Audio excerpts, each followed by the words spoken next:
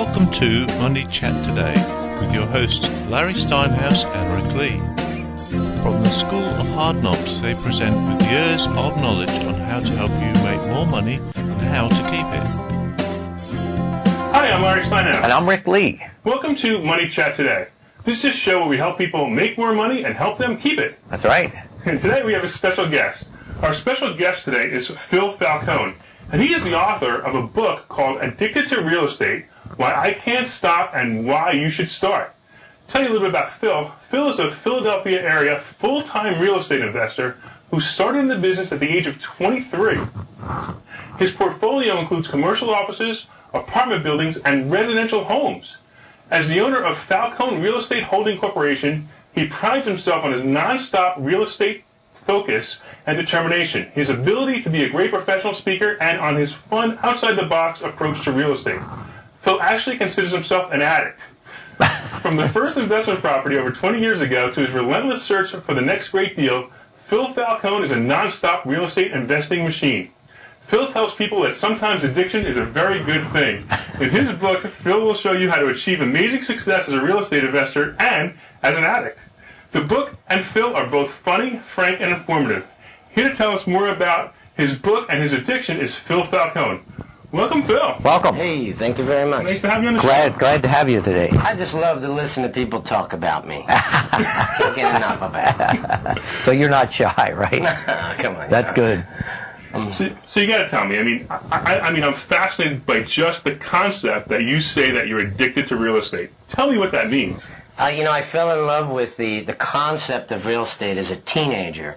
I come from a family of entrepreneurs, so I was raised to believe that ultimately, I was going to be in business for myself. So as a teenager, I was always looking for, what that business would be. I knew it'd be in business for myself. I just didn't know exactly what field it would be.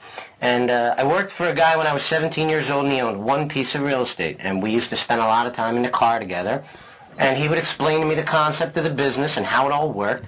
And I just immediately fell in love with it. It's something real that you can see, you can touch, you can improve it, and you can rely on yourself to make it successful or not. And that's really what appealed to me about it.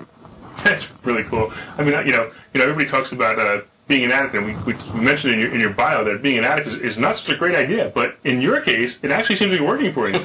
It can be a good thing. It depends on what you're addicted to, right? It's true. It's true. So, look, we all know what's going on in the real estate market today. The real estate market today is nothing less than disastrous. I mean, look, people who read my book know that I actually lost a ton of money in real estate by making some bad choices. So how would you recommend people not make those bad choices? How would you say that maybe it is a really good market, or would you agree that it's a good market or a bad market for people to invest in real estate? Well, what I heard many, many years ago, and it's stuck in my head, is the old saying that if you want to be successful in business, there's really one rule you got to follow, and that's do the opposite of what everyone else is doing. Let's face it, is anyone buying houses today? Nobody is. True. Absolutely nobody. Well, what I'm doing is I am Pac-Man right now. I'm gobbling up as much real estate as can possibly be purchased by me. Wow. And my plan is to continue that trend for the years to come. Definitely 2011, 2012, 2013. My prediction is that things are going to be completely flat or continue to go down slightly. And we won't see any increase in the real estate market until at least 2014. Now, nobody really knows for sure, and a lot of it has to do with the political environment. But at this point, I am a non-stop real estate investment machine. I'm buying. I like to tell people my saying these days, get busy buying. Very cool. That's good. Very cool. I love it. It's funny. I'm looking at your book. And by the way, this is Phil's book, Addicted to Real Estate, and I love the cover. It's really funny. Yeah, it is good. There's two people sitting on the beach, and one says a $12 million portfolio with a 7% annual increase is $840,000 equity, and then it looks like the wife is saying, "Phil, honey, are you listening?" And it's very funny. I mean, right away when you look at the book, you know that the book is funny. And actually, I tell you what, it's a pretty thick book. We went through the book. Rick and I went through the book, and we were fascinated at some of the stories that you tell. For example, tell us probably your worst real estate deal that you ever had. Well, anybody who's in this business is going to make a bad deal here and there. And, my wife always reminds me about the one deal that I screwed up. She never mentions the 21 deals before it that were all successful.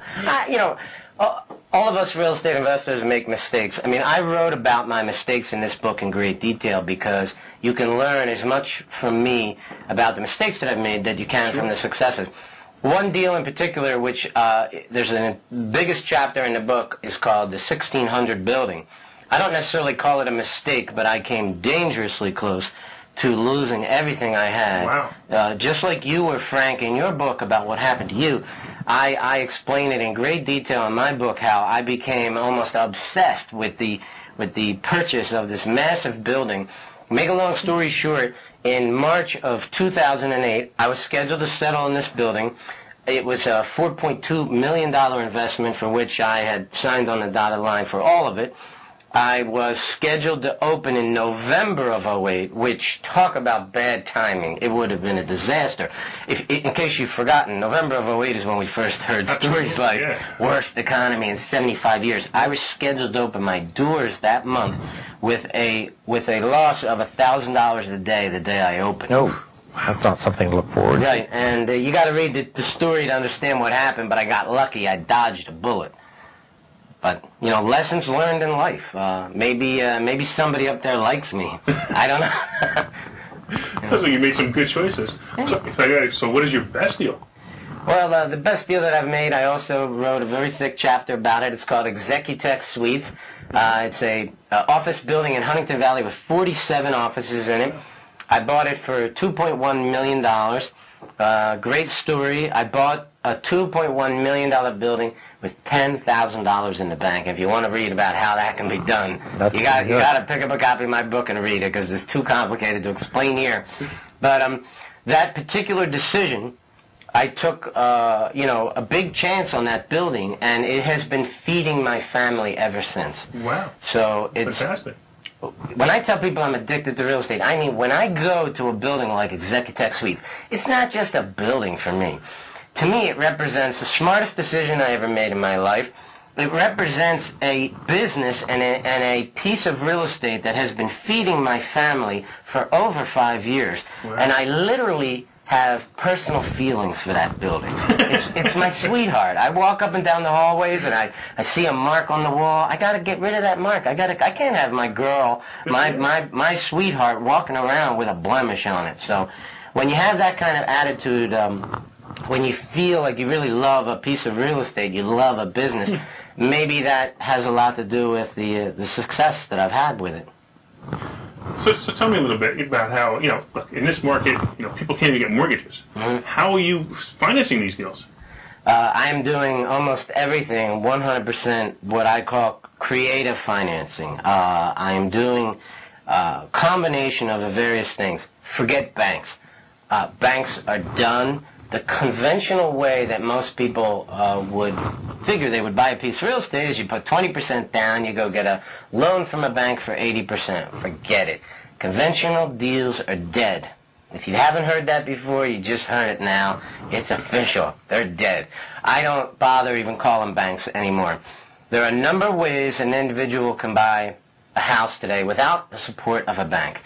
And the best way is you find a private investor, somebody who has money, wants to invest in real estate, but they don't necessarily have the skills or the knowledge or the desire to invest in real estate themselves. I'll borrow money from a private investor, and I pay him an interest rate on his money. He becomes the mortgage company, he becomes the bank, and I am the investor.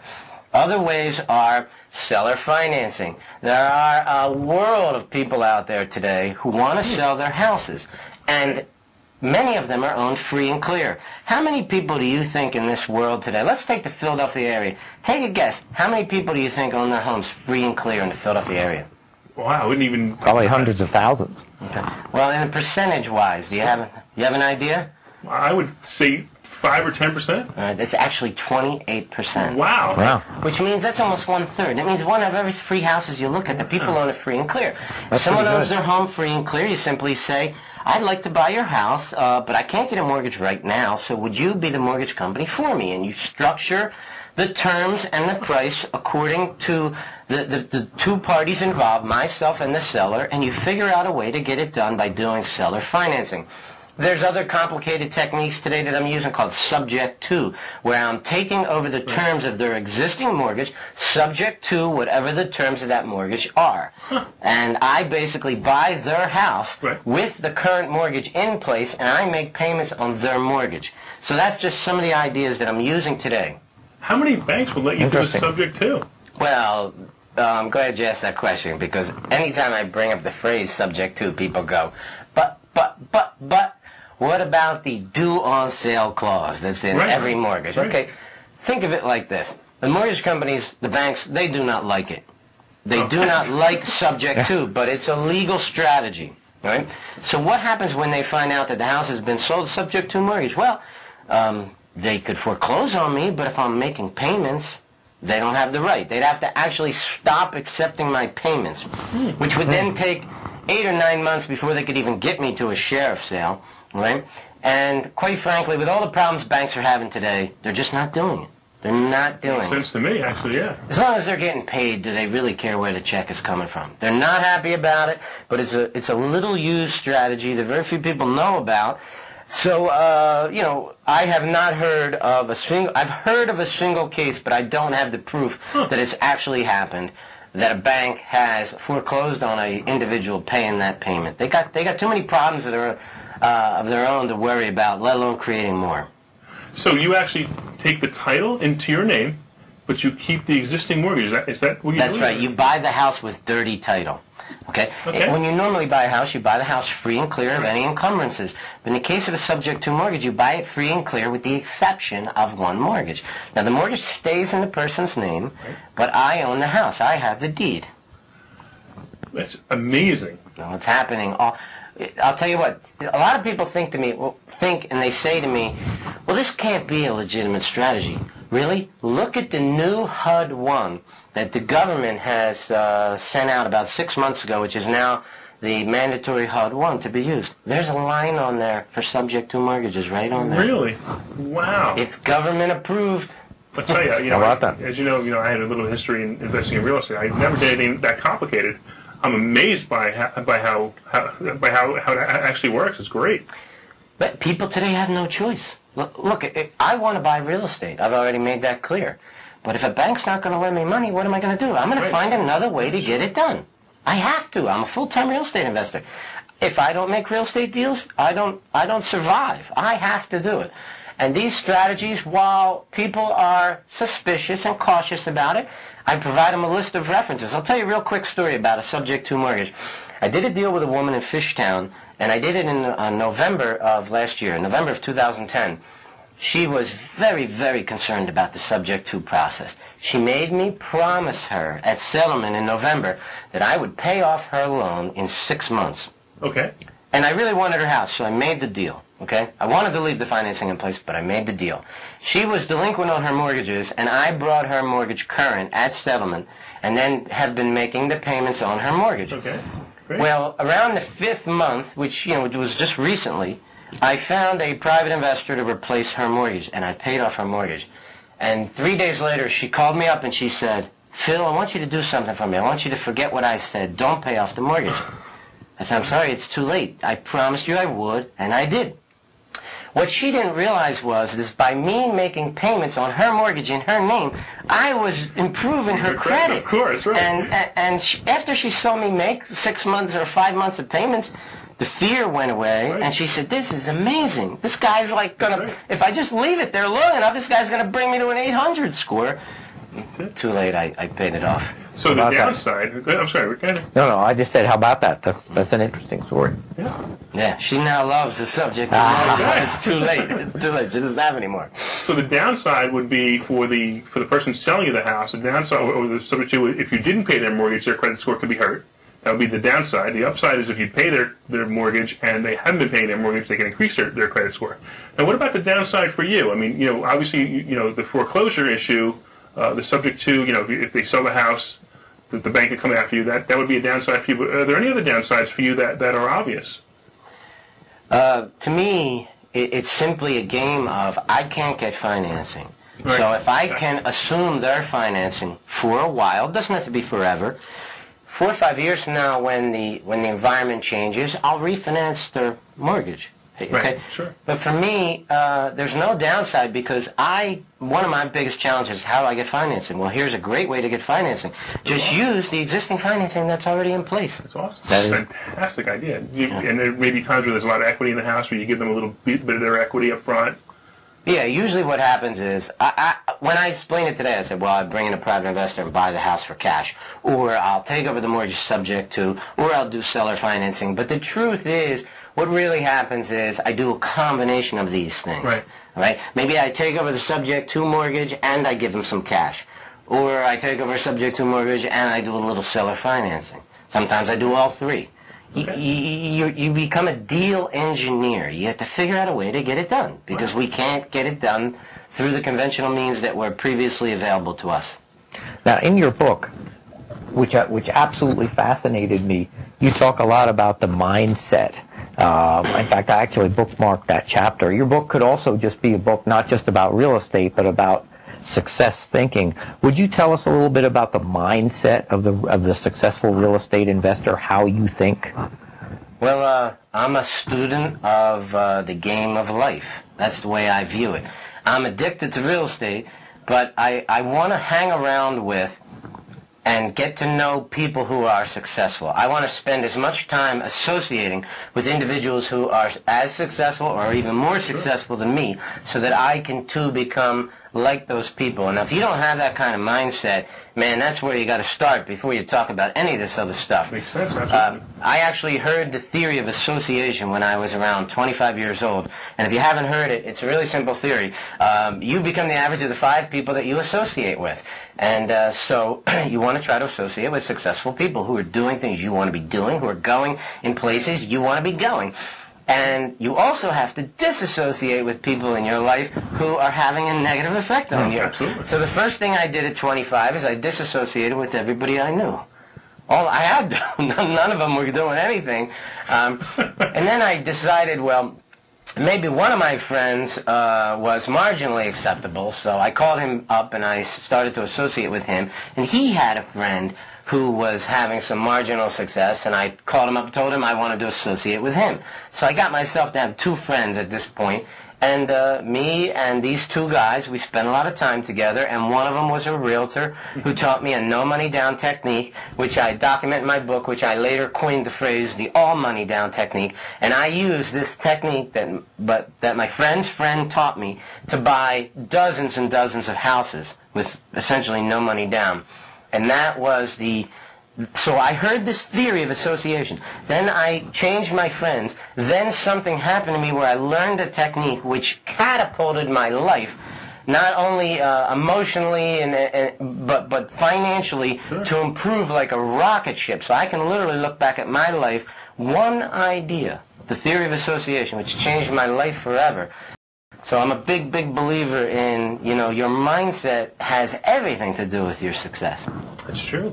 Well, Rick and I need new friends, so... So do I. I can always use it. So I hope you feel we're successful enough to be your friends. If I didn't feel that way, I wouldn't be on your show here today. I mean, watching your television show, it's a great way you're sharing ideas, things that you're learning, people that you're meeting that you think are interesting.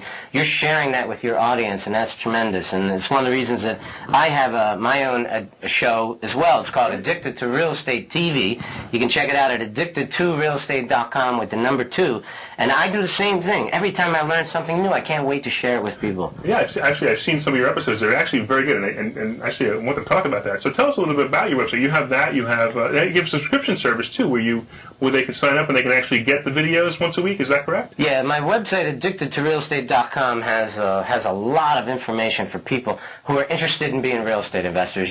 There's a picture of a book there. You can click on the book, and it takes you right to Amazon.com where you can read the first 20 pages.